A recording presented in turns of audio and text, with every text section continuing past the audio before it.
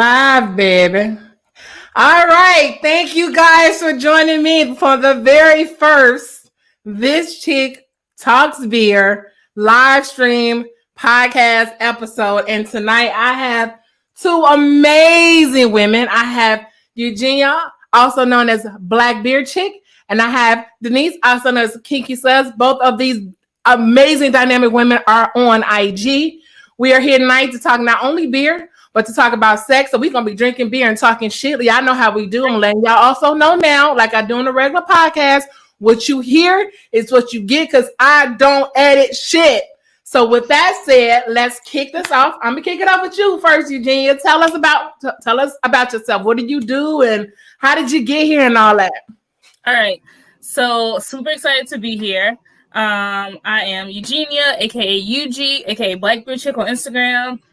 I am a person that's really into craft beer, work in the industry. I'm really big on advocating for women and especially women of color in the craft beer industry. And yeah, I'm excited.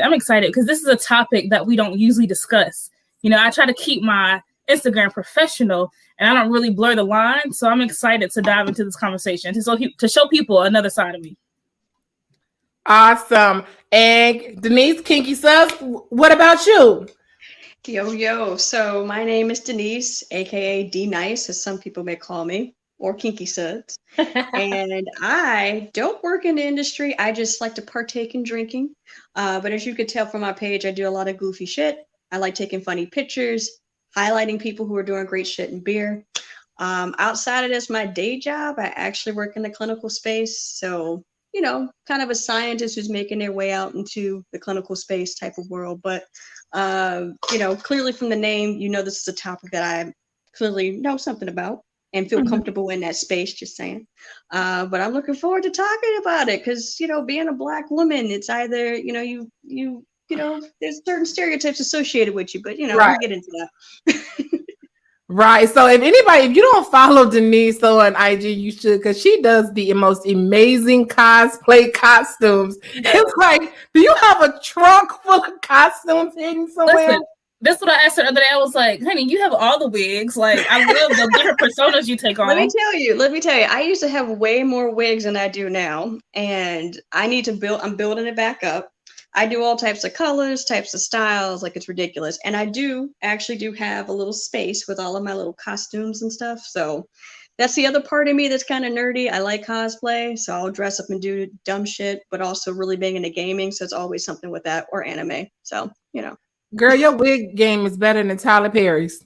Not Tyler Perry. They need to put me on BET. I'm like, you know, I can help you with that. Let me. Your wig budget is better than Tyler Perry's. I kid you not. Because every time you turn, I'm like, dang, what is she doing now?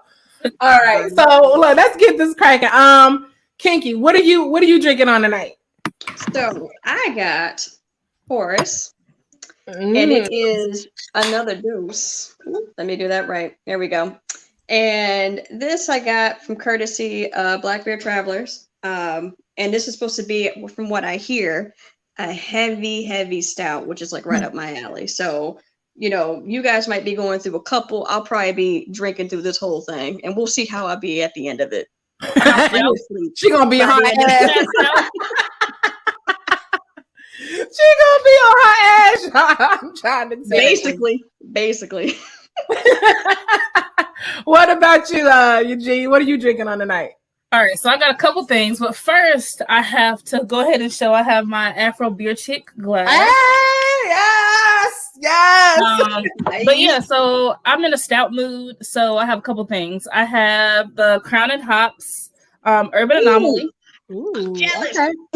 I have this, and so I like the name of this because this is how I feel right now. I'm filling my stout, so kind of like filling myself and filling my stout. Yeah, full circle. Love it.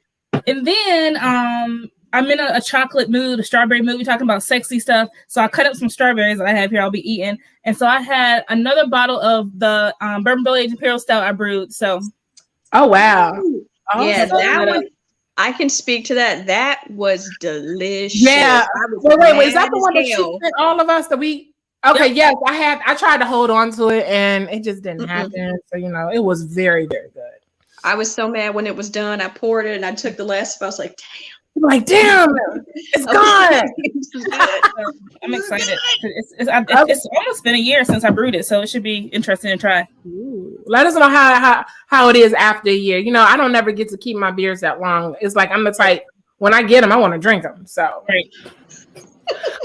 Let's see here. So, I want to say shouts out to Calder Brewing in Michigan. First Black-owned brewery in Michigan. They sent me some beer, and I'm so excited. For one, they have a dope ass logo. That's like my new favorite logo.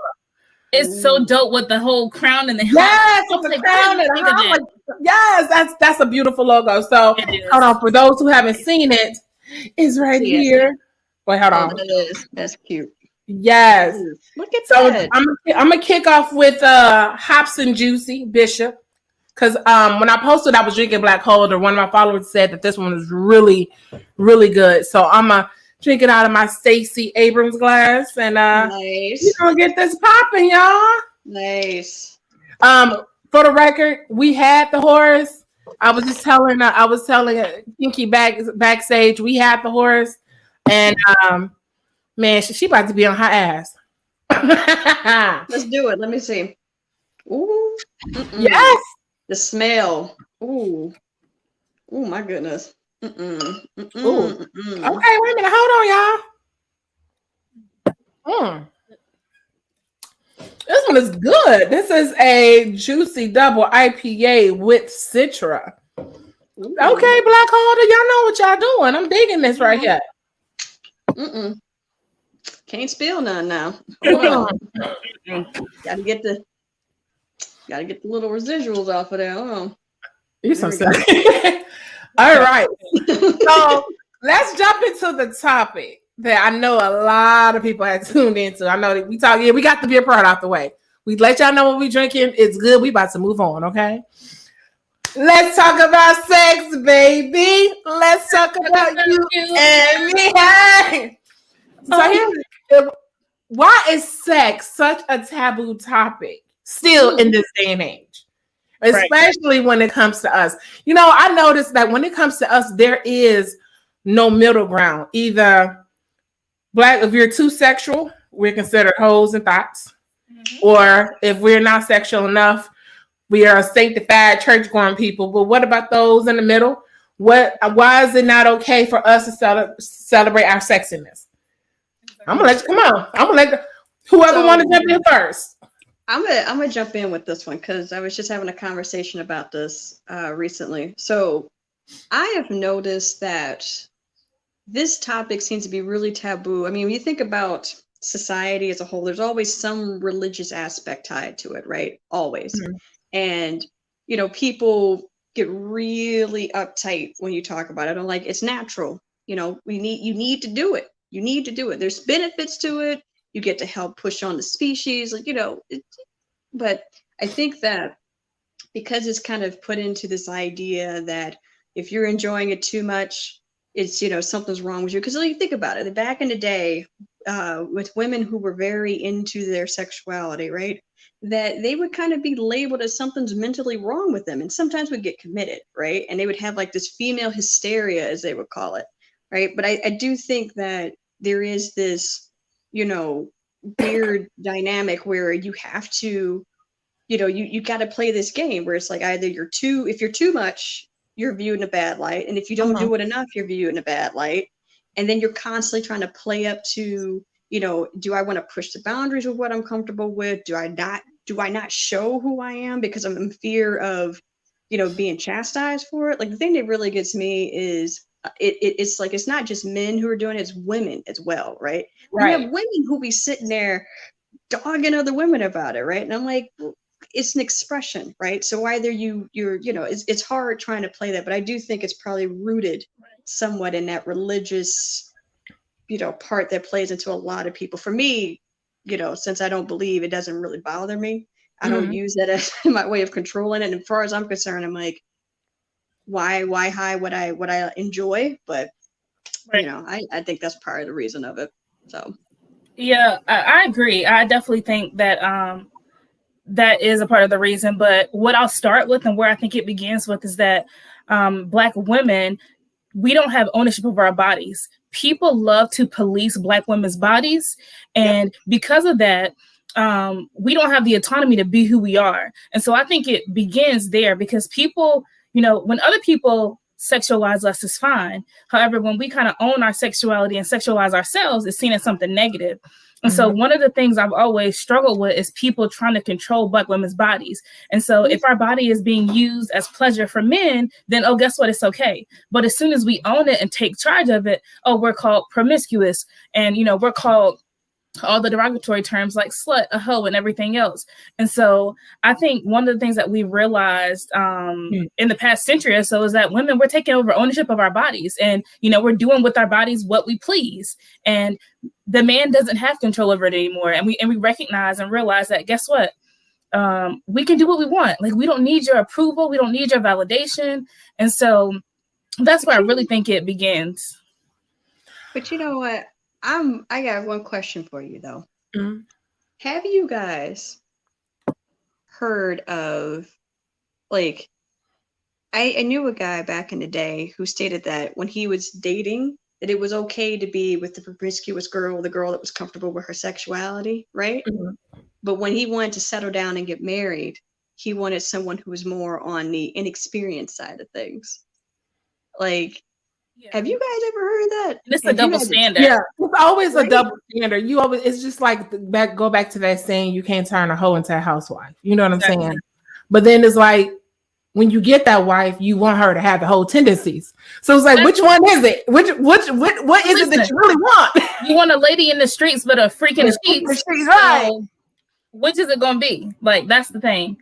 And I mean, I do think like religion for a long time has really made women second guess like being sexual and what that means. And I don't know. I think it really starts with us. And I feel like a lot of times we give people control over our bodies, and until we can own it and take it back. And the thing is, you know, there's nothing wrong with being reserved. So if you're the type that likes to be reserved and likes to be covered up, do you. But, you know, if you're the type that likes to let it all hang out and show it, then also do you. That's my thing.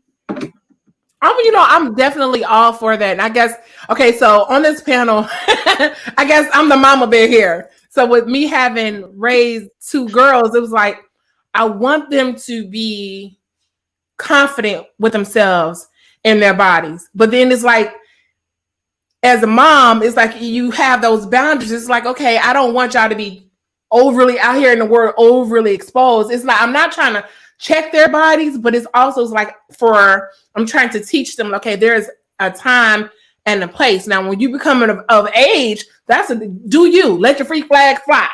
But as still a minor, you still have to be careful. But it's like, sometimes I even catch myself saying, hey, you can't do that. So it's like, it's hard for me at times, because like I'm old school in a sense, but then I'm open-minded with the way times have changed too. I think it's a thin line. I think it's really a thin line. And you know, from one standpoint, you being a mom, you're trying to protect your children from the outside world, because while you want them to be able to express themselves through their clothing, at the same time, you recognize that, oh, if they have on something that's too short or a shirt that's too revealing, men may look at them in the wrong way and, you know, look at them inappropriately. And so I think it's a thin line between wanting to protect them, but then also allowing them the freedom to self-express themselves. And that's what I really struggle with, because I feel like I should be allowed to wear what I want. And it doesn't matter if people approve of it, if they like it or not. And even now you see young girls who crop tops has been a big thing in the past couple of years. Like, oh, do you let young girls wear crop tops? Do you not, because it's too revealing? And I think each person kind of has to decide for themselves and their child.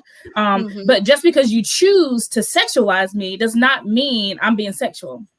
But you know what gets me about that is when a girl is developing, right? Like, we all develop at different speeds, right? You got your late bloomers. I was one.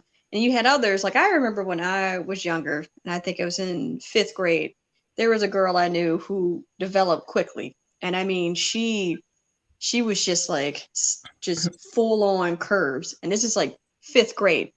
And I remember, because I had a couple of classes, like I was with her for a few years, how the whole way that people would interact with her had changed. Like, it was dramatic, right? And so here she is, still a child, but she's getting this type of attention at such a young age, right? So it's, you start that conditioning starts so early, right? And then it's like, you know, when you're thinking about, like you said, trying to learn how to express yourself, how you want to express yourself, certain clothes don't fit you the way that it used to, right? Or how it fits other girls. So when you wear something that seems real innocent because of your curves, it accentuates certain things. And so that innocence is not there. It's now like, ooh, you know, so it's like the whole thing is different, right? And then like you hear about girls where their bra strap is showing because they're wearing like a spaghetti strap, and the kid and teachers are telling them, oh, you have to go home and change. Why? Oh, well, it's making, you know, the boys uncomfortable. And it's like, wait. So because you're not teaching him self-control, the boy's self-control, the girl has to go and change. Right. It's like, so you're telling them early on that, you know, showing too much, or you, because of the development that you're going through, we have to change you, not how does society interact with you, not how society, you know, learns how to respect your body. It's, you have to, like you said, police your own body, right? And so you get stuck into this position where when you're growing up, you see other girls who are doing it, and you see kids, yeah, kids do, they go out the house in one thing, and then when they get out, they change into something else. And then it's like, you won't know about it unless you catch them, or you start seeing things like on social media. You go, where the fuck did you get that? no, I never seen, what is this? Right? So it's like these type of things are happening, right? But it's like, it starts at a young age. It's like, teach young men how to like, look, and you know, it's biology. You can't help it if you know, get excited looking at her, because again, you're going through puberty as well. But at the same time, learn how to control that, learn how to speak to a young woman, and that way you wouldn't have these type of issues rising up, right? But it's not happening. It's not happening at that age, right? you know, So, you're right. You're so right. Because like my youngest, like my two girls, they are built differently. So my oldest, she's built runway-ish. Like she can hit the runway tall, thin, it got everything. My youngest is built like she could be on somebody's music video, and that's naturally she's curvy. So the school, now mind you, she attends a school that wears uniforms, very specific uniforms. So they didn't like how her pants was fitting on her. That's not my fault. I am adhering to the rules and regulations, but you don't like how they fit. So what am I supposed to do? Buy her some pants that's you know, way too big? You know, it's not going to happen. How about this? How about you teach the young men in this school to, you know how to carry themselves? She shouldn't have to go and wear something that's too big or unflattering because it makes you guys uncomfortable. Right. Well, that's ridiculous. And you know what? One of the things that I think we don't realize is that sexuality is tied very closely to self-confidence for women, I think, especially. And typically, you know, if you feel sexy, if you feel good about yourselves, then in turn, you tend to be more confident. But women that really lack self-confidence tend to not really feel sexy. They don't feel really in tune with themselves. And so I think it's a important part of just growth and getting older. And like you said, hitting puberty. And learning how to love yourself. And I think it's all tied in with self-love even. Yeah. And so, yeah. You know, I mean, in this society with everything, especially when you see like, let's call it for what it is. I mean, don't get me wrong. I jam to it sometimes. They call it thought rap. I mean, it's gotten way vulgar. Over the years. But however, here's the thing. I can't knock it because they're really doing no different than when our generation. We had Lil' Kim. You know, Lil' Kim would talk about you can make a Coke can disappear. I was like, damn, girl, hold on. Right. So that's some snake throat over there. Right. So Lil' Kim is that Lil' Kim and Foxy Brown and all them, they didn't have the social media platform that we have now. So now it's like, yes, have they amped it up? Yeah, you go on YouTube, Cardi is like full-blown throttle with hers, you know. Right. So it's like, but it's like a part of me, it's like, yes, celebrate your body, celebrate who you are as a woman. You know, do not let anybody deter you from that. But then again, that's when the mama saying like, man, somebody's kids is looking at this. But then it's like she said, and I do agree with this with Cardi. I don't make music for your kids. It's not my job to be a role model to your kids. That's your job. So I'm all for, that's why it puts me back on the side like, hey, do you have fun with it, you know? But you know what? I always like to play devil's advocate here, right? So like when you look at how female rappers back in the day, let's go back to MC like, right, Queen Latifah, right? Mm. We're looking at the old school, I mean like old school female rappers, right? Salt and Pep. You look at them and then you look at how over time, like what the type of lyrics that they're putting into their songs has changed, right? I feel as though that when you're looking at female rappers versus, let's say, your pop singers or anyone else, right? Like you really do see them pushing this heavy sexual image with Black women, right? Because They you can do. even see like how Beyonce started out and how now when she was doing some of her latest stuff, how she has kind of transitioned a little bit. Like she hasn't gone full on, right? Like how Cardi has done or Megan Thee Stallion, but you could see that they really push this type of imagery, right? Like it's like really heavy with that, which I'm like, that's fine. But it's like, it seems as though it's really focused on if you're, regardless if you're what genre you're in, but as a Black woman, they really push that, right? All the video vixens got to be like voluptuous, showing as much as they possibly can, right? And then don't even get into the whole idea of colorism when it comes to that type of shit. But Yeah. like you really do see like it's really a big thing with like saying like, look, Black women are so sexual. Black women with their full like you. I remember when I was younger, right? My lips, you know, it used to get teased a lot. And then on top of that, when you got into a certain point to like junior high or high school, it transitioned to saying they were DSLs. And I'm like, you know, and as a kid, you're like, I don't want to be associated with that. I'm still trying to figure out who the hell I am, right? But like it's like now it's like it's the biggest thing. Everybody wants the full lips. Everybody wants the curves that a Black woman has. Like everybody copies, but no one wants to be a Black woman. You get what I'm saying? Like it's weird. And then they over sexualize, you know, Black women, but you know, other races and in particular white women are seen as pure and the standard to be. But we want your body, but we want the white, you know, we want like the white woman pristineness to it, right? Like it's insane when you think about how society pushes it in music and movies, all kinds of stuff. Like it's ridiculous. It's amazing how society has the ability to tell us that our natural beauty isn't good enough. It's not beautiful enough, but then turn around and create a whole market to sell it back to us. Listen, and that's it right there.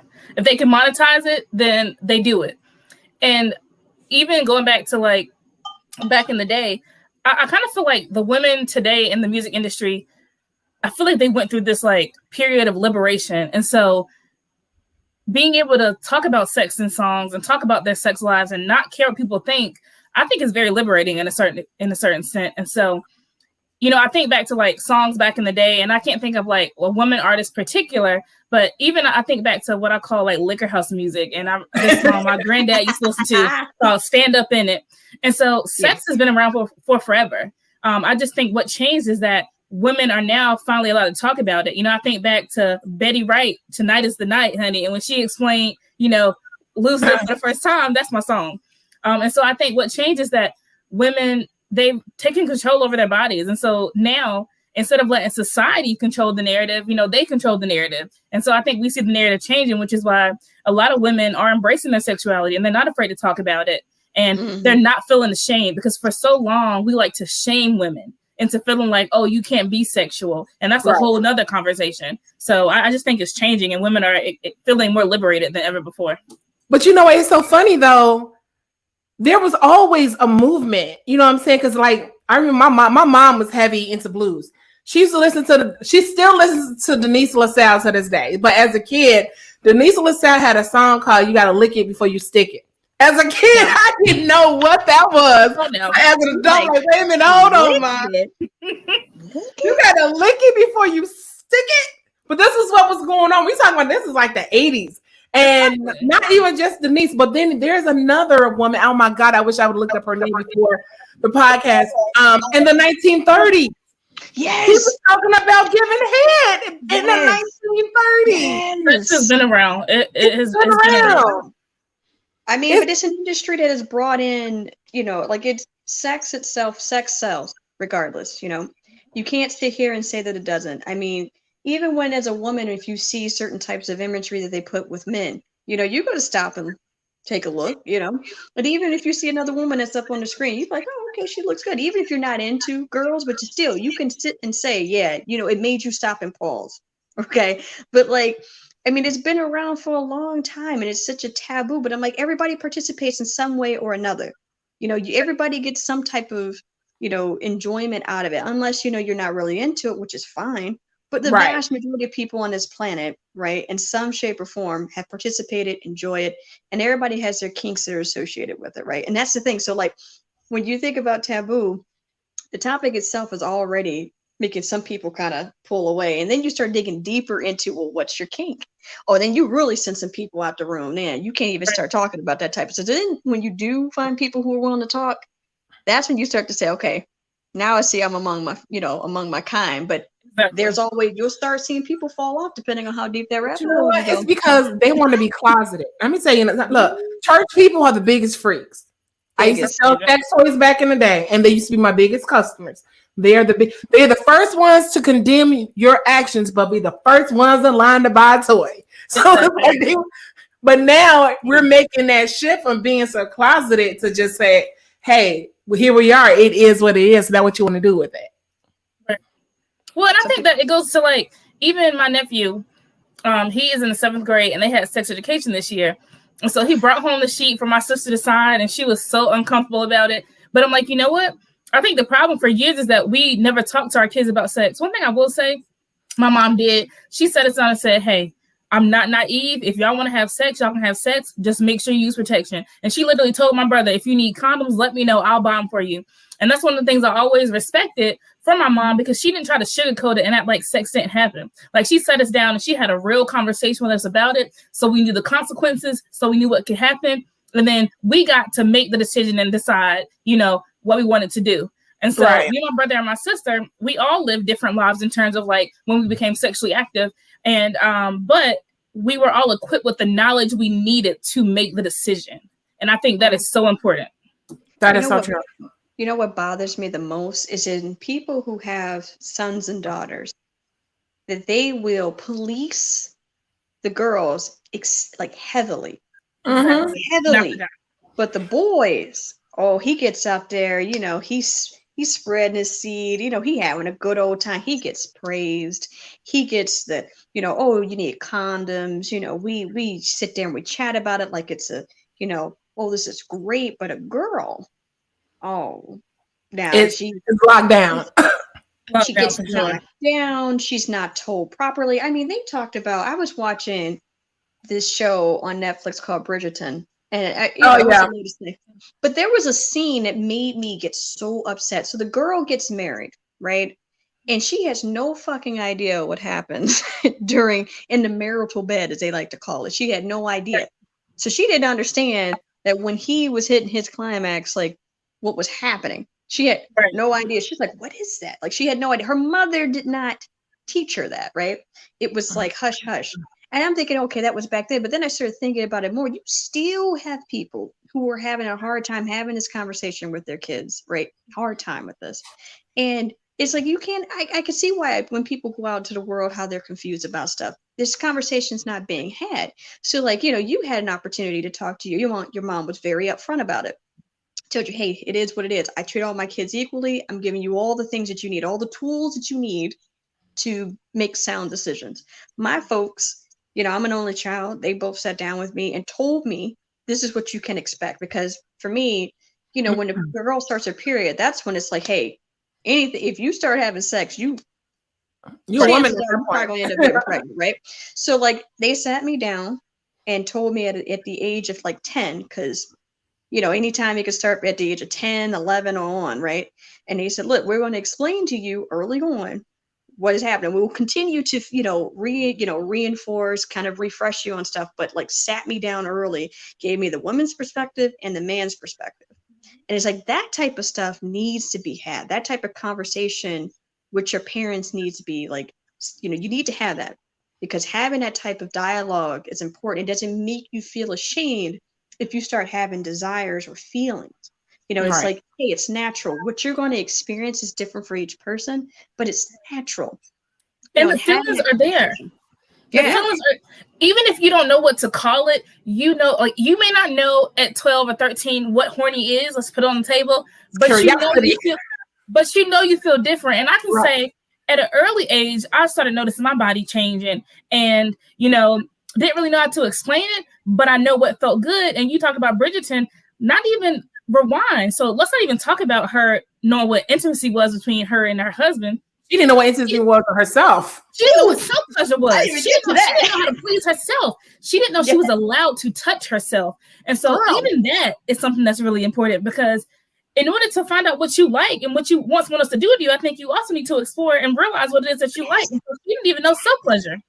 So let me tell you guys, when I was in 4th grade, okay, I was attending a school in Harvey, Illinois. 4th grade, they gave us sexual education classes. Nice. They gave us full sexual education classes. They broke it down about sex between men and women, and, you know, pregnancy and menstrual cycles and all this and all that. They took that out of the schools. They need to bring that back. My mom was like, "You're genius." My mom was a single mother. She had 3 girls. And my mother was the type, she's like, "Look, I'm not going to sugarcoat shit." She was like, "At some point, you guys will get to the point where you may want to screw. So here's the thing. Let me know, and I will put you on birth control. No questions asked. Just one thing. Don't you bring your ass home with a baby before you graduate high school." My mother was not playing. She's like, "Do not do that. If you have any questions, come talk to me." I mean, she was real with it. And it's so funny because I took that same stance with mine. Like, look, I love you. I will prepare you. Now, although I won't put you out of my house if you become a teenage parent, but you will be taking care of that kid by yourself. I love you. Ooh. Like, look, I will go on vacation and send you pictures. I'm dead serious. I'm not taking a baby with me. I love my grandbabies. I love my grandbabies, but no. Exactly. Well, and another thing I think we don't talk about either, you know, I'm pretty sure, Shalonda, I know you're a little bit older than us, but when you were in school going through sex ed, they probably didn't even include, you know, gay and lesbian sex and what that looks like. And so that was not a topic. No, we don't talk about it. But the same way that, you know, heterosexual couples need to know how to have sex, other couples need to know how to have sex too. And so I think it's important that we include that. But when I was in school, I didn't get lesbian sex ed. And, you know, but you know what? Here's the thing. And that's the part that troubled me, because, you know, as a parent, you have to have that conversation. And I've always raised my girls to be like open-minded. So like when they have questions about lesbian and, you know, sex, like, look, they're 2 people who in love, and just like, you know, you see a man and woman that love each other, guess what? The same happens. But the schools, they always want to just breeze over it as if it doesn't exist. And what that does is it creates intolerance. So when you teach them at an early age, like, hey, they're people at the end of the day, you know, break it down for them, have a conversation with them. And guess what? You will alleviate a lot of misconceptions in these kids. Because a lot of kids may have some feelings, you know, and they don't know how to express themselves. And I've always told my girls, whatever your sexuality is, guess what? I'm gonna love you. I don't care what. And here is my daughter. She's beautiful. She's married to a lovely young lady, and I couldn't be happier. You know what I'm saying? So it's like parents need to break it down for their kids. Get back to fucking parenting. But you know what? That's the thing. It's like, I think mostly what I've seen, again, it comes down to this whole idea of religion. Like with the whole idea of, if there's any type of gay or lesbian, you know, interests, if you're getting it, if you're interested in it, if you're curious about it, like that type of thing is like complete, like it's bad enough you can't even have this conversation about sex, and then you're adding on this other layer on top of it. It's like, now you really are pushing it. And a lot of kids have gotten kicked out of the house because of this. You know, you hear about this, and don't add on the fact that you might, you know, you want to transition. Now you're really messing with stuff, right? So you hear about this where these kids can't even express themselves. Like I read a book called Why I Can't Date Jesus. Absolutely love that book. It was comedic, but at the same time, he was talking about, you know, being a gay Black man, how that had messed with him, and how he was trying to go into the dating world and dealing with this idea of religion. It was always looming over him, you know? And so you think about this, and you can't have that conversation with your parents, so you hide it. But then when you're looking to the media to try and educate you or at least show some type of examples of that type of love, I feel like a lot of times, one, if it's two men, that's really where they like, no, we don't show it. We don't, that's like the greatest taboo that you can have, but two women. Oh, well. Yeah, because it's seen as men's pleasure. That. Right. They're like, oh, I can sit there and enjoy it. You're like, no. It's not for you. It's these two, not you. If they invite you in, that's great. But if not, you stay the fuck over there. But the thing is that they make it where in movies, it's okay for two women to be on there, right? And so you see these examples that make it to the, mainstream. But sometimes I feel like they force it.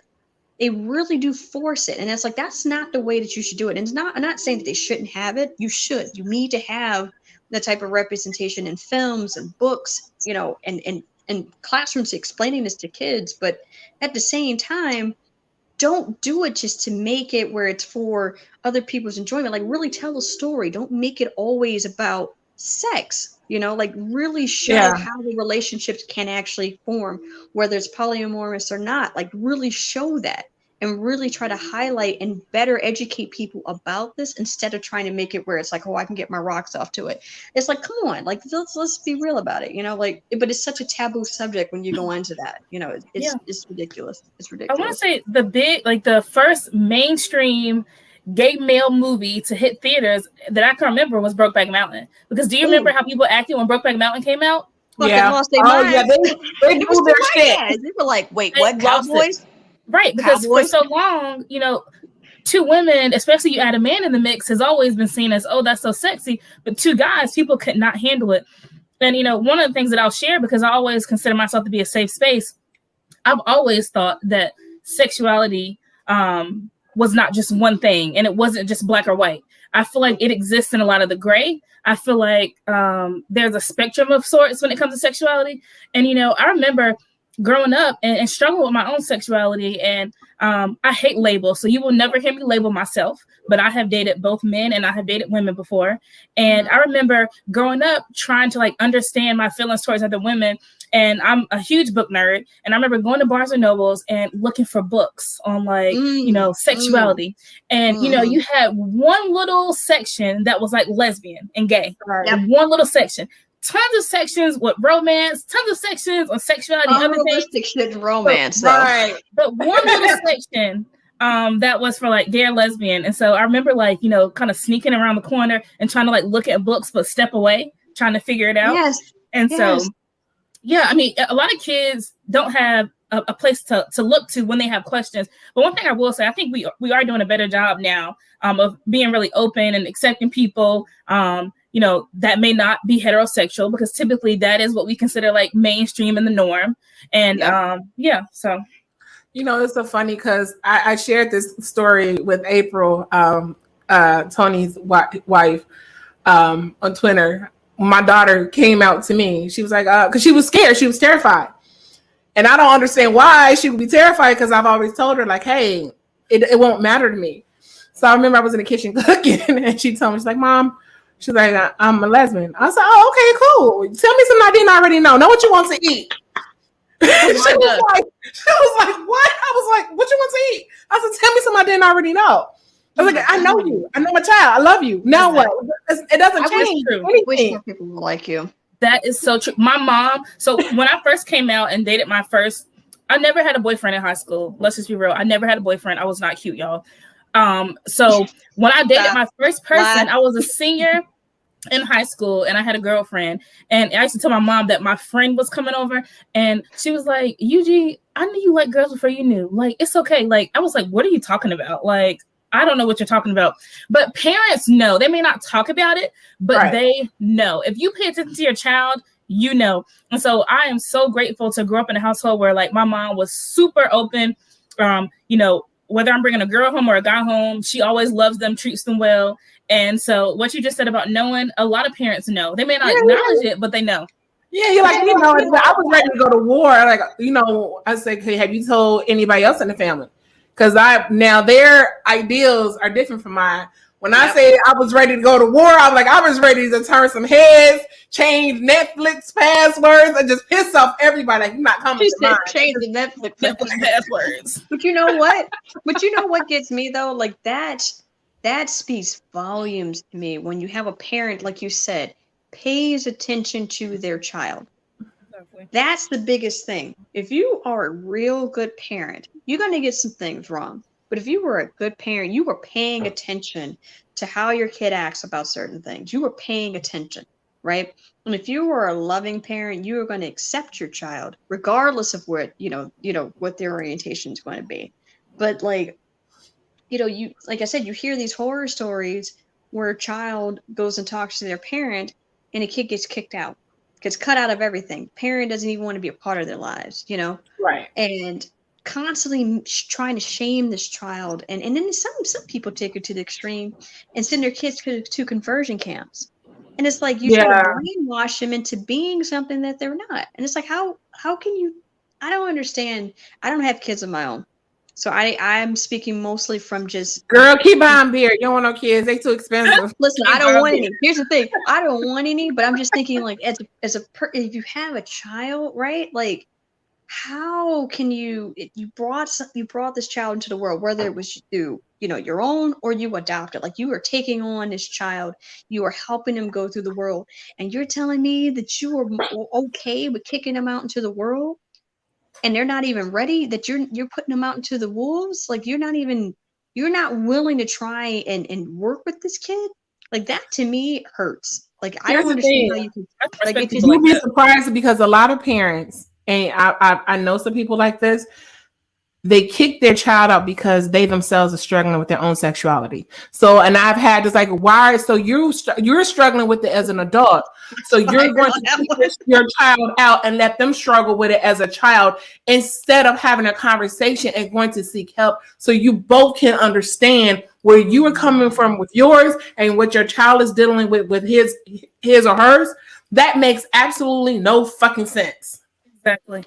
Yeah, and you know what? My heart really goes out for it. I think this is like a good segue into another conversation. My heart really goes out to men that feel the need to be on the down low. Because, especially Black men, when it comes to Black men and sexuality, I feel like typically a lot of times you'll come from families that, are so deep into religion that, God forbid you ever came home and said that you like men. So they feel the need to live these double lives and they can't be themselves. So yeah, they put on the facade and get married and have a wife, but then they're secretly, sleeping with men in the low. And like I said, I'm not one to judge, but the thing that breaks my heart is that people cannot be their authentic selves and love who they love without judgment. Yes. Can I say this? Let me say this. Religion, especially Christianity, and I'm not a religious person and I'm not trying to offend anybody, but I gotta say it. Religion, especially Christianity, will keep you single and broke. Because according to them, everything is a sin, or you have to give all your money to God. So it's like it will keep you single and broke.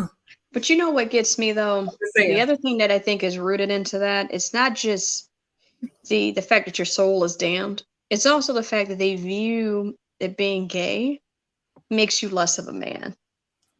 Mm-hmm. And like you can't do the same things because you like men. And I'm like, that to me, like they automatically put you as a sissy. Mm-hmm. Right. But here's the thing, the very book that they use to judge, isn't that version written by a man who was known to have male concubines? Here's the thing. In Greek history, they used to have this shit on a vase, as they like to call it, where they would celebrate that, as an older man, you had a younger man that you had your fun with because he was an equal. He was an equal. He could do the same things as you. He understood your body. He understood how to think. He was smart, strong. And I'm like, they celebrated it. It was like a normal thing. Nowadays, it's like, no, God is watching you. Okay. And I'm like, and I remember someone said to me, if being a gay man is bad, then why would he put our G-spot where it is? Is it just to Girl, I'm gonna drink some whiskey on that one. You know what I'm saying? I laughed so hard when I heard that because I was like, you know what? it's only a few inches in, but you got to be like, why? Is that a cruel joke? It's like, hey, you want to find out how you can like enhance it? Do the bad thing. You're like, what's the bad thing? Oh, so it's like, I've never heard that. I know where the man's G-spot is, but I never heard it said like that. And I love that because it is so true. Most men will never experience it because let's not even begin to talk about people in their what's the word I want to use to describe people in their, I don't even know. Help me out. Inhibitions. What did you say? Inhibitions? What? No, because inhibitions are kind of like a positive thing. I think people and I guess their unwillingness to explore because the kinks. They call it kinks. The kinks because they feel the need to label something like kinky. Right. Exactly. But you know what gets me though? It's like it is amazing that I think it just blows my mind when you think about that type of stuff because it's like it's just so taboo and like explore. You might find something that you like. Right. I think the craziest thing I heard, the craziest fucking thing I ever heard when I felt like this took to the extreme was that some men will not wash their ass like in their crack because they feel that it's gay. Because I've read that. Yeah. I've read that. To the chocolate starfish. Listen, you're getting too close to the chocolate starfish, and they're like, no, we can't. I'm like, are you kidding me? So you walking around with a funky ass because of what? Come the fuck on. Well, I've seen women post that in some of the Facebook groups that I'm in. Somebody, how can I get my man to wash his ass because he thinks it's good? Like, are you kidding me? It's how. First of all, I always ask, how the fuck are you sleeping with him then if you know he don't wash his ass? What kind of woman are you to go get up in here? Like, come on, man. Like, what the fuck? Don't you smell that shit? Literally, I have never heard it, but that's disgusting. Girl, some of the groups I'm in I'd be like, what the fuck is wrong with you that you dealing with this shit? I don't get it. Because you couldn't. He's seen as manly because he's willing to go that fucking far. He's a man. I'm like, come on. Health is important. Health is wealth. Clean your ass. And you might enjoy it too if you get in there. You really get up in there. You might enjoy it. You never know. Try a bidet. It's just water. It's just water. Come on. It's just. I think the biggest disservice to everybody is that people out here having really bad sex because they're just not willing to explore and try new things. And I'm just gonna be real. Yes, let's get on that topic. Yes, I really feel bad for a lot of people in the world because y'all just having bad sex because y'all not willing to explore. You're not willing to think outside of the box. And instead of like exploring kinks and exploring things you may be into, you feel the need to have sex one way all the time. And I saw this sign on this. I don't know. I saw this meme one day and it was like a car driving. It was two signs. And on the left sign, it was vanilla sex. And on the right sign, it was like that shit that almost makes you question something or whatever. And the car was like turned in that direction. And I was like, that's me. Like, vanilla is great. Just see. But you're missing out on a whole nother world. Let me tell y'all, it was so funny because like, how back like our elders used to be the ones to preach, oh, you don't have sex before marriage and this and that. Let me tell y'all. My great-grandmother, my great-grandmother on my mom's side, all right? I didn't realize this until after I got older. She has 6 kids by 4 baby daddies, all right? Damn. She was married to all of them, though. She was married to all of them. But it was so funny, as kids, she used to tell us, don't you buy no shoes without trying them on first. So me, as a kid, I'm thinking she legitimately talking about shoes. No, she was talking about don't you get married to you unless you fucking them. And that's my aunties, my uncles had to tell her what she actually meant.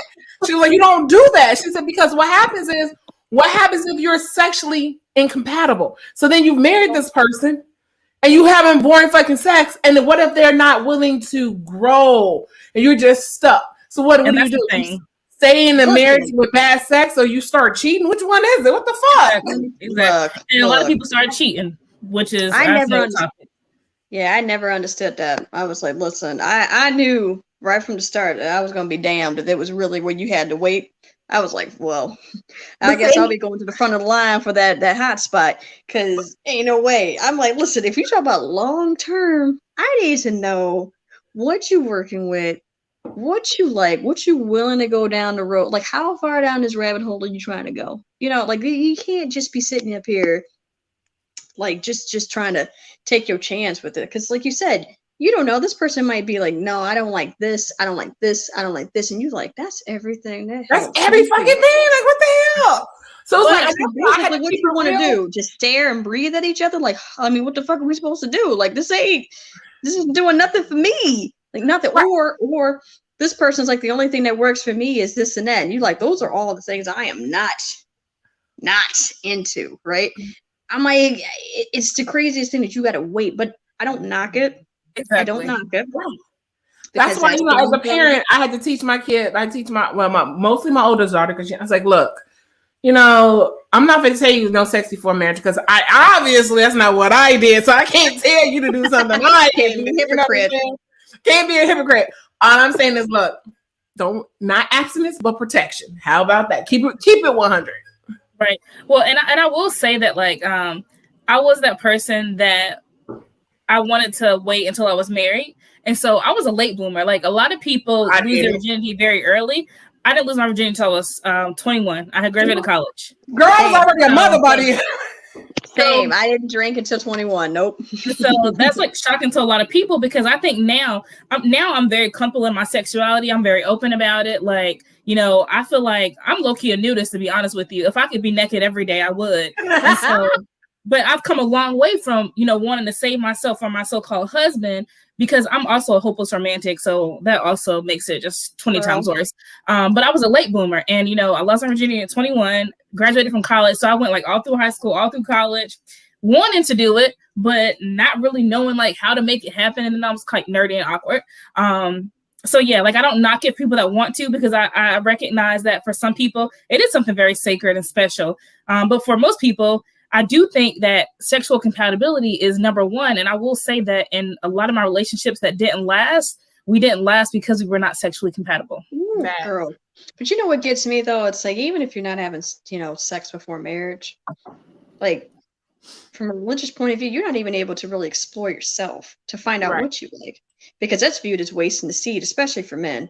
Like, you can't be over here enjoying yourself, because that's wasting the seed.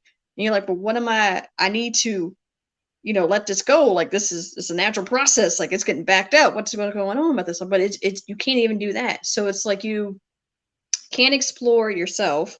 You can't explore with others. So what are you supposed to do? Like, how are you supposed to know what you like, how you like it? How are you supposed to experience it with a person? You can't do that, right? But, like, you know, the thing is that society pushes so early for you to jump into it. Right. But like I said, as a woman, you're told if you jump in too early, you get labeled as a class slut. And everybody knows when you was in high school. OK, everybody knew which girl was fucking. Everybody knew. Everybody knew. Well, that's why I never told nobody. Everybody knew. I'm for real. I kept my shit so. Here's the thing. I was not the most, I mean, like, I was the girl that minded her own business, didn't get into the drama, didn't get into a fight, never got in trouble. Matter of fact, I went all 4 years and never got a suspension or deferral. I just went to school and did what I was supposed to do. But however, when I did start that lane of fucking, I was 17, shortly before my 18th birthday, I never told nobody. For one, he didn't even go to my school. For two, he was older than what I should have been messing with. But hey, that's a whole nother topic. That's a whole nother topic. But it's like, I learned some things, but then it's like, hey, you know what? You had a lesson. That's what you're telling us. Like, you had a lesson. So by the time I started going to college, it was like, okay. I mean, I wasn't out there. I was always being very selective as to my partner, because it was just too much going on. You know, but but here's my question for y'all. When you think about a person, right, that you want to date, now, of course, you know, one of us is already married. So when you think back to your old days of dating. Sorry, baby, if you're watching this. When you were in the stage of dating, did it matter how, like, the number of people that they have had sex with? Did it matter? No, because I had a past, and I know, you know, he had a past. So like, It like my thing is make sure your ass don't have anything. That was my thing. Just make sure you don't have. Let's make sure you don't have anything. Normalize getting kids tested. you don't know about. So it was like, okay, just make sure you ain't transmitting nothing to me, and I'm not transmitting nothing to you. But other than that, I didn't care. I don't care if he had like 100 people, but because it was government job. So I was like, okay. I would say when I was younger, I did care, and it was a question I always asked. But then as I got older, I realized that it really didn't matter. Like we all come to the table with our own baggage, with our own stuff. And so the amount of sexual partners you've been with, how does that impact my life or, affect my life in any way? So I think now It doesn't matter. As long as you're being safe and you're being adult and you're being honest, I think those are the key things. Getting tested regularly, which we don't like to talk about getting tested a lot, but, it's so important that not only are you protecting yourselves, but you're conscious of protecting other people that you are laying down with. And I feel like if you aren't, that's negligence on all levels. It's negligence. Right. And so I think that's most important. But in terms of numbers, like I don't even like nowadays when I'm talking to whomever I'm talking to, like I don't even ask that question. It's irrelevant to me. My thing was I didn't like cross over partners. I didn't have to like if something slipped up. I never had to sit back and be like, wait, I was with this person this day. Like that wasn't me. Now that one wasn't me. I was very cautious and selective. So if something did slip up, for one, I go to the doctor way too much. So I know what I got. I know what I don't have. Right. So if something slipped up, like, well, no, partner, it came from you. It had to come from you because this is why. Listen, but that's the thing. Like people, it gets me. It's like when you go to the doctor, right, and they ask you that question. So how many partners? Like I know of a few people who are nervous to say what their real number is. Like, are you sexually active? Yes. Okay. Well, ask that though. Well, they kind of ask like in the sense of like, how active are you? Right. Well, and they do, yeah. And they'll ask that type of question. And some people are really nervous to say if they are or not. And I'm like, well, you ask the doctor, ain't no, it's just between you and the doctor because the doctor's like, I need to know because if we find something, you're going to have to start going back on your list. You know what I'm saying? But like that's the thing is like even at a health wise, right? Like people when it's just between you and the doctor, people are scared to even say anything. And so now when they go out into the world and you're supposed to have this conversation with people, right?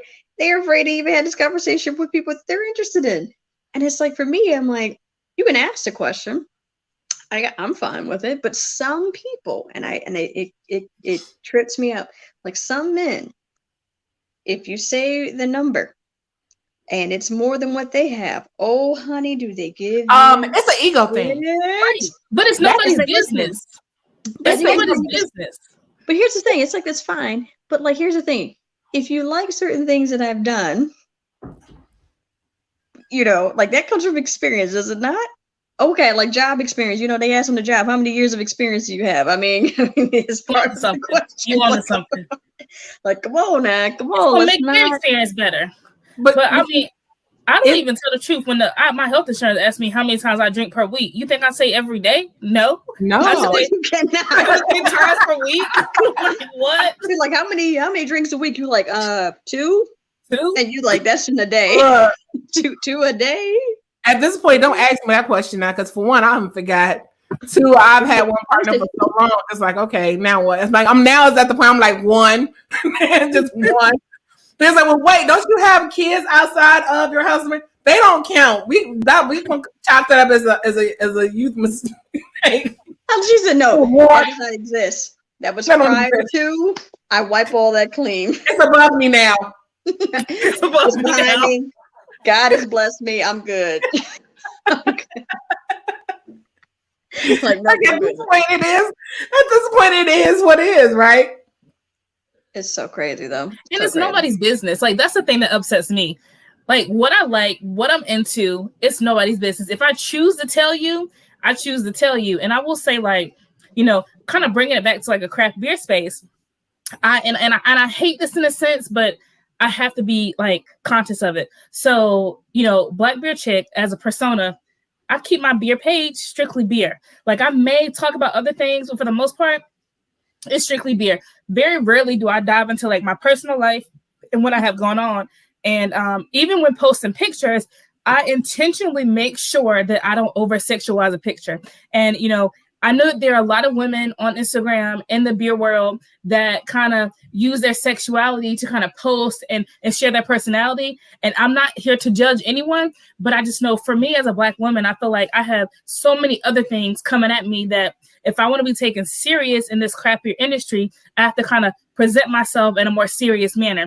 Would I love to combine my sexual side with my love of craft beer? Yes, but I feel a need to police myself in that way because I feel as if people won't take me as serious. And I recognize that that is a choice and it's something I am deciding because people that know me on a more personal level, hence you two, you know that I exist in a whole nother world of sorts when it comes to expressing who I am. Ooh, child. Grr. You know what? Here's the thing. I think as Black women, we always have to be conscious as to how we move and what we do and all that. And it's just like, it goes back to what Denise was saying, even in the music industry. They always either pit, if you notice, they always pit females in the music industry against each other and it over sexualize us. So it's like we have to carry ourselves in a manner so differently from that of our counterparts because we're automatically judged if we're too sexy or if we're too dark or we're too light or we're too this and we're too that, you know. So we just cannot. It's a shame. We are in 2021. We are not able to just be. We just can't exist as women. Exactly, and I think so many of us we want to, but you know, we have to consider what that backlash would look like. And, you know, if people would take us serious. And I will say that I find myself very unapologetically Black. Like, I am definitely very unapologetic. But at the same time, you know, I choose, and I will say it's a choice. I choose to censor myself the way that I do because I feel like I have to always be conscious of how the rest of society perceives me. Because you know what? Shout out to Hobby Floppy. I wish I could be the Black Hobby Floppy. I have great breasts. My breasts are beautiful. I would love to post pictures with my boobs. Like, you know, but I just feel like I can't get away with that because I just can't. But you know what gives me, like when I came up with the name KinkySudz, I love how everybody immediately went to one thing. Immediately. Nobody thought hair. No one thought hair. No one. Right. And everybody thought that this page was about to be like total TNA. Total. And I'm like, I love that people automatically thought that because it's such a taboo topic. You know, and it's like every once in a while you can do it. That's fine. But like I said, to be taken seriously, right? And then also the thing too is if you're out in the corporate world, like some of us are, you got to be very mindful of what you put out there because people do like to snoop and they do like to pull receipts, as they like to call it nowadays. And they will call your ass out on certain things when you trying to move up the corporate ladder because they're like, well, we would have considered you for this, but because of this and this. It's the same, like my personal life affects my job performance. I mean, it's not like, if it's some racial or sexual harassment type shit, I totally get it. But if I'm a chick that's out here that's drinking beer or if I say something that's along my personal life, you mean to tell me I'm under a microscope, and that's not fair because a lot of these men out here, they're doing way worse. Right. And it just takes years for it to catch up with them. That's the thing. It takes years for men. It takes years for men because you have a lot of men who have said things and it comes back on them 5-10 years down the road. It's Boulevard Brewing. I mean, you know, when they've acquired wealth, when they have acquired status, it comes out. But as a woman, when you're trying to get to that level, it automatically comes out. Every detail, everything and one of the things I'm really passionate about politics. And so, you know, I don't know that I'll ever run for office one day, but literally I had to go through my Facebook and delete and make so much stuff private from my college years because I've always been very vocal. I've always been very open about sexuality, about, you know, gender, everything. I remember in college, in my sociology class, I was a sociology African American studies major. I wrote a poem and it was called Triple Threat. And at the time, I was using labels. So at the time, I labeled myself a lesbian. So it was about being a Black woman that was a lesbian. And I remember at the beginning of me presenting my poem, a white guy walked out of the classroom because he did not want to hear it. And he was like so anti what I was talking about. And so, you know, like you said, I thought to myself, well, if I ever want to run for office one day, I need to like clean up this stuff. And, you know, like you said, KinkySudz, like, yeah, I work in the beer industry, but I also work in corporate America full time in mental health. And so my page is public. So at any time, people can go to my social media and find it. And so I always have to be careful about what I say, because I had it happen to me one time and I had to get legal counsel because I posted about Black Lives Matter and I interviewed an individual and they said that I discriminated against them. And so like I had to lawyer up with my company and they went to my Facebook and found it. So since then, I've always made my Facebook private for just friends, and I've never put my company or my job on any of my social media. Yeah, so like where I work at, I've actually considered running for one of the public offices. My grandfather used to hold it for years. Oh my God, when I first got in, and growing up around politics is one thing I learned. It's like they just like, you damned if you do, you damned if you don't. I used to think that, hey, I could never run for public office because of some of the shit that I've said or put out there. Now I'm at the point like, hell, after having the food that we had in office, hell, I got a shot. We all can run. But you know what? You know what's so messed up about that? It's okay because we know what demographic he was. Exactly. Any other demographic, and we just go put it out there. If you're a Black man or a Black woman, it wouldn't have applied. If it was President Obama, former President Obama had done that, he would have been gone his first year. His very first year would have not have flown. Like it would not have. He would have been gone. Right. Gone. But even Stacey Abrams, when she was running for governor and they wanted to dive into her credit and what her personal finances looked like, that's none of y'all's damn business. It has nothing to do with whether or not she could run as governor, be a governor, and, you know, be an advocate for people. But I watched a talk she gave recently, and they wanted to dive into her personal life. And she said, that's nobody's business. And guess what? I have no problem admitting that these are things that I have trouble with. But that's the thing that I hate. People love to prosecute you in public opinion. So, but you know what gets me? It's like they went into her financials, right? But I'm like, but Trump bankrupt how many companies? How many of these failed? He made the presidency. Tell me that. But President Obama went down and hit, like his biggest controversy, mind you, was a tan suit. And I saw somebody put this in the comment: tan suit. Right. That's you went up in arms about a tan suit, not the fact that you got a guy who is inciting, you know, just hatred, inciting people to go and do some crazy stuff at the Capitol, not even spitting truths about what's happening with coronavirus. No. Oh, and then the fact that he didn't want to release his tax records. I'm like, come on, man, come on. Wait, let's put all of that even on the side. We had a president that openly said grabbing women by the pussy. Exactly. Come on now. I have no words. No words. So no words. At this point, I think I got a very good shot. And you know what? That's awesome about it. And this is my thing too, because I operate in authenticity all the time. I operate in my truth all the time. So guess what? I am willing to be held accountable for any and everything that I said, and I own it. And that's what makes the difference. So yeah, pull all the stuff out the graveyard, pull it up, but guess what? I own it and take responsibility of it. So it is what it is. And there's very few people who are willing to do that. Exactly. Because a lot of people get pushed into a corner. And I understand it, because society, they love to jump on things. They latch onto it and they like to just run it into the ground. And you see this all the time. And we see a lot of people right now, because of stuff they posted in the past, that is coming back and biting them. I mean, it is severely biting them. And it's like, it's amazing how you lose a position because of what you had. And even if you change, let's say you change your views, you know, from that time, because people can grow. Some people can kind of wake up from their, you know, stupidness and say, oh, you know what, that's not right. But they didn't remember that tweet was out there. They didn't remember that Facebook meme that they posted still out there, you know, and now it's out there for people to screen grab, and now it screws you over. Like it's don't deny it. Once you know better, you do better. And someone just said that he said that before he was elected. He said before he was elected, but his actions still demonstrated that he felt the same way. There was no difference. And this is my thing.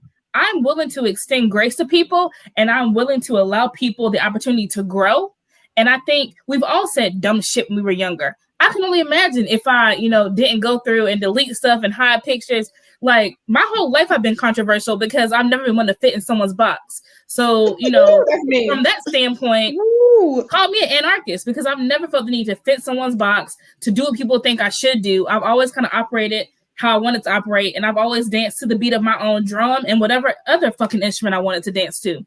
So it's just it is what it is. Here it is. I'm about to strip on the camera because I'm 40-year-old.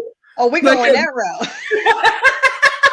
I got on my we put in age because I'm about to be 42 next month. What day is your birthday? March 12th. Oh my God, I'm about to be 42. Wait, Shalonda, are you an Aries? No, girl, I'm a Pisces. Okay, good. Because I was about to say. Pisces. My mama's a Pisces. I love Pisces. Okay, look, we about to get a little bit more dirty. Okay. Cool. I mean, we are talking about sex. Favorite positions. I'm ready. Favorite positions. Let's go.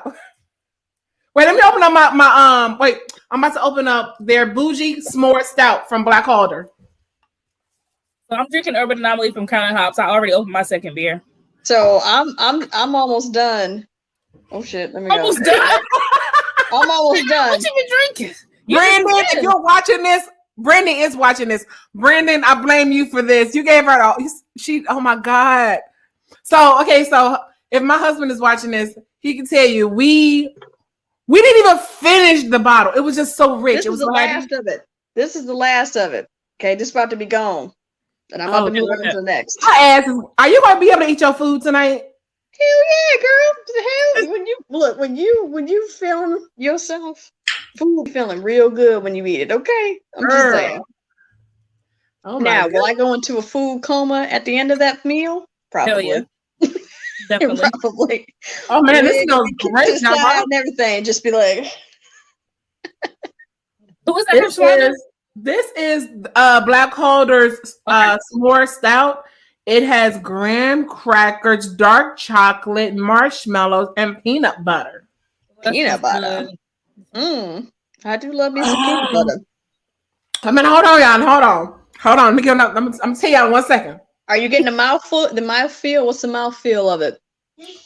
Man, isn't that what we supposed to talk about beer? What's the mouthfeel? Is it milky, heavy? Milky, it's heavy. It just bursts in your mouth.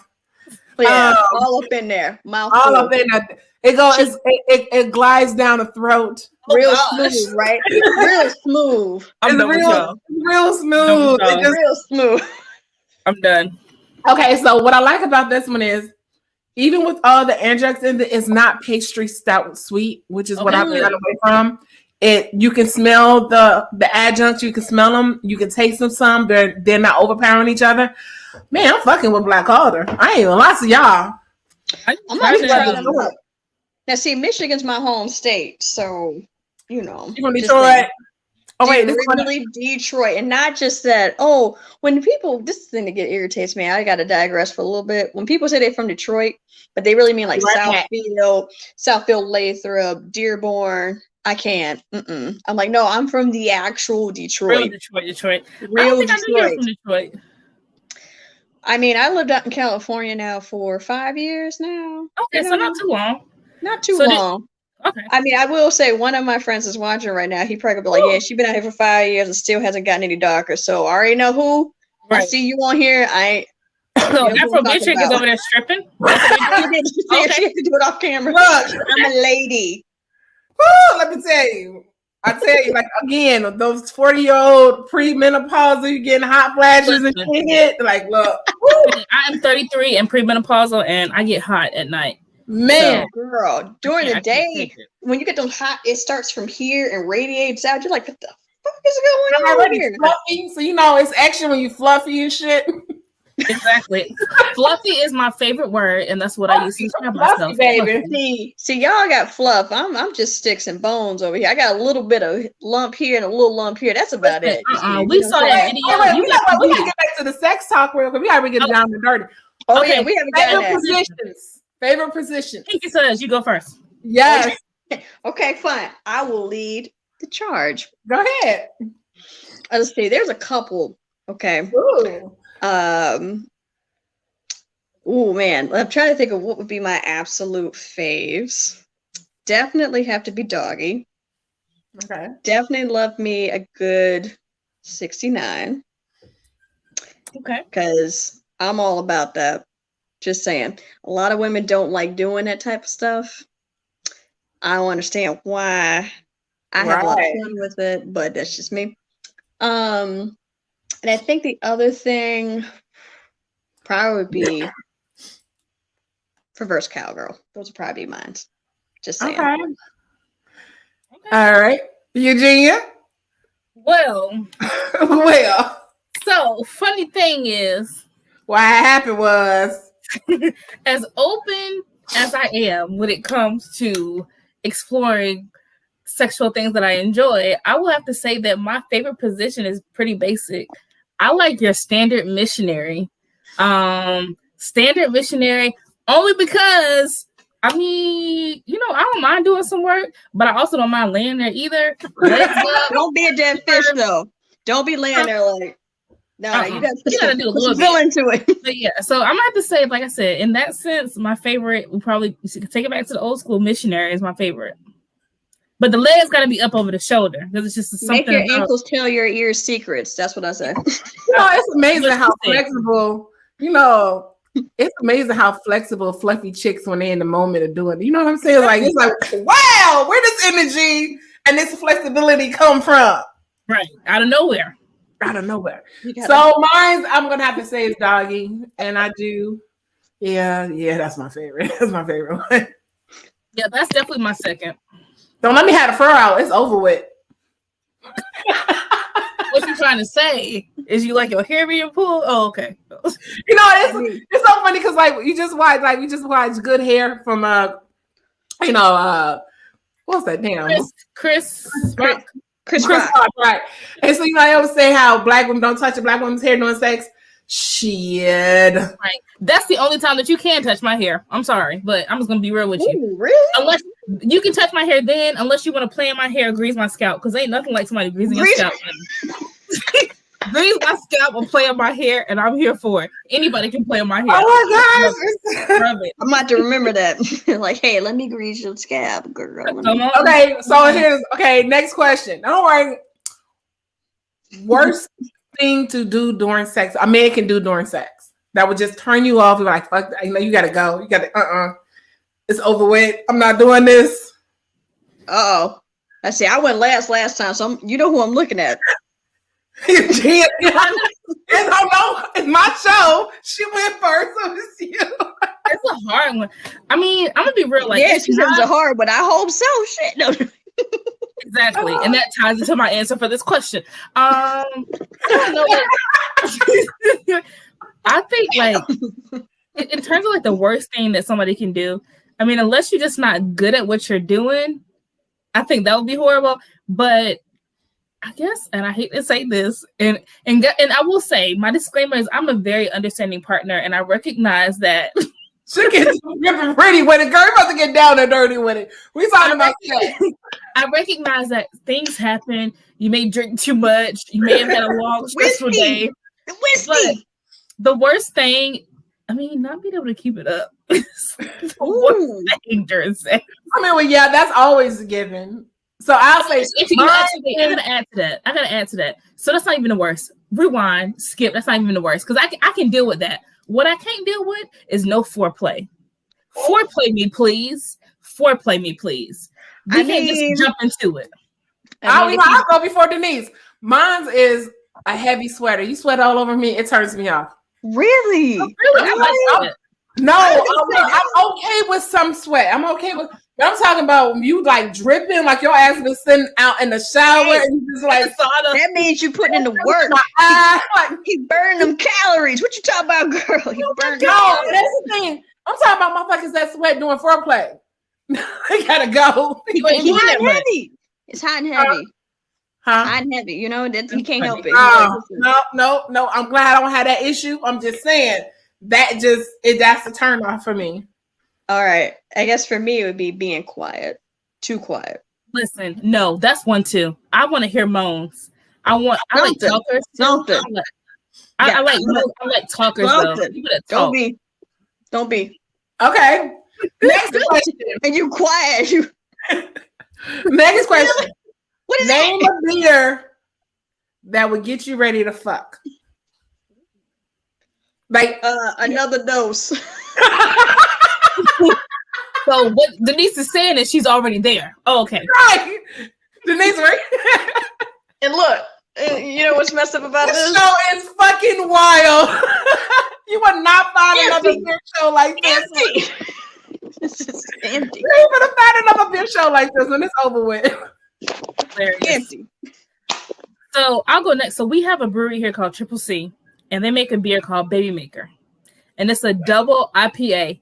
And when I tell you, after a few of those beers, you feel like making some babies. Like, no lie, you feel like making some babies.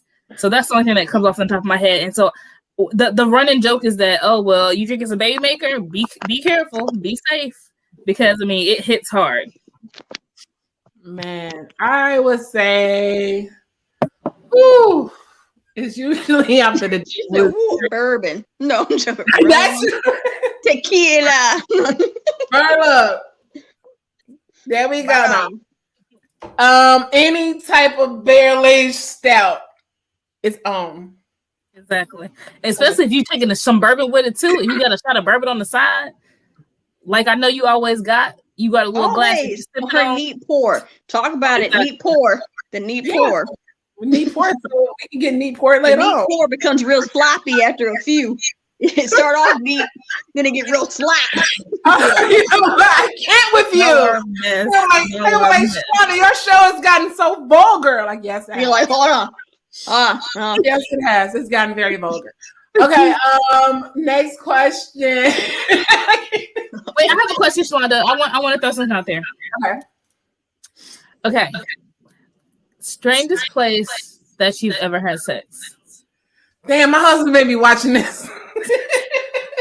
Look, especially with him, he could be like, "Oh, really? That's what you did?" Like, well, that wasn't with me. He's like, "Well, that wasn't with me. The fuck you been doing?"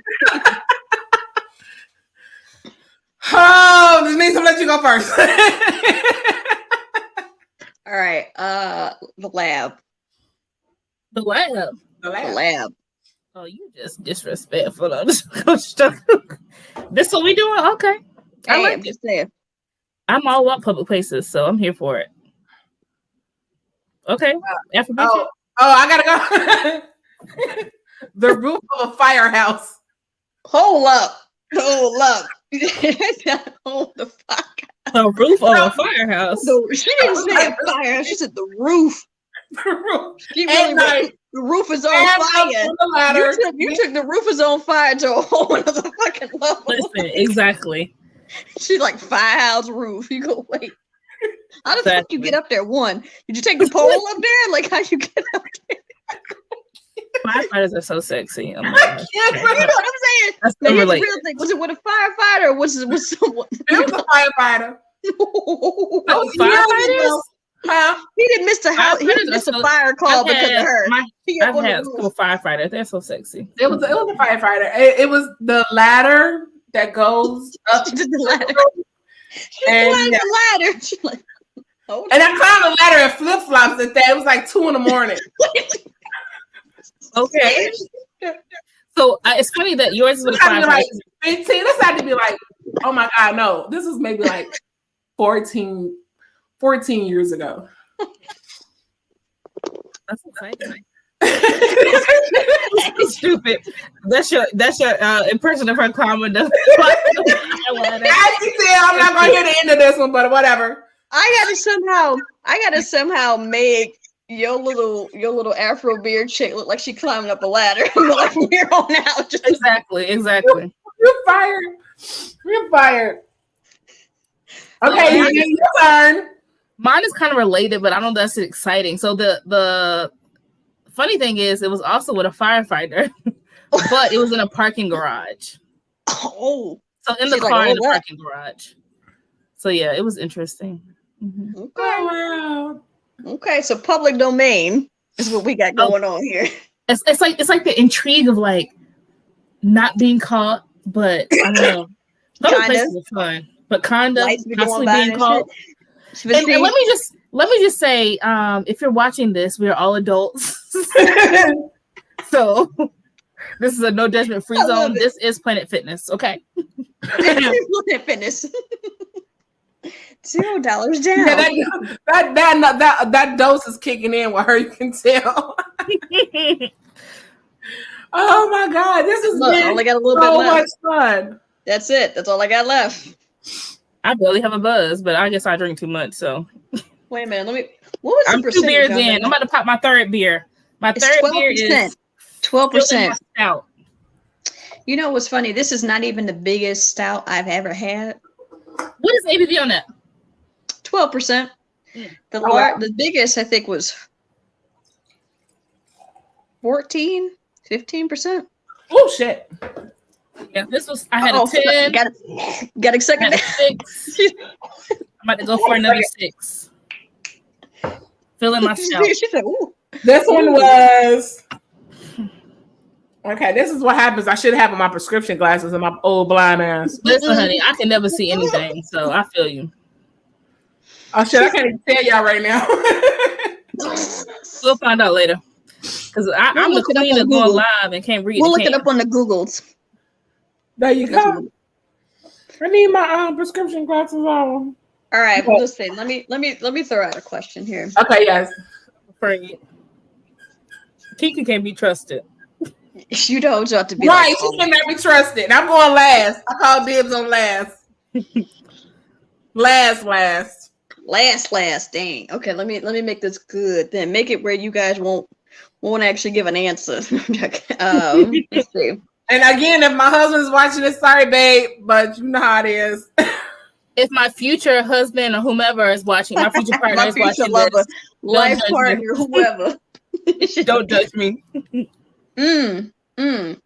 If you were, so I'm gonna make this special for each person. So, BlackBeerChick. I just said I was going last.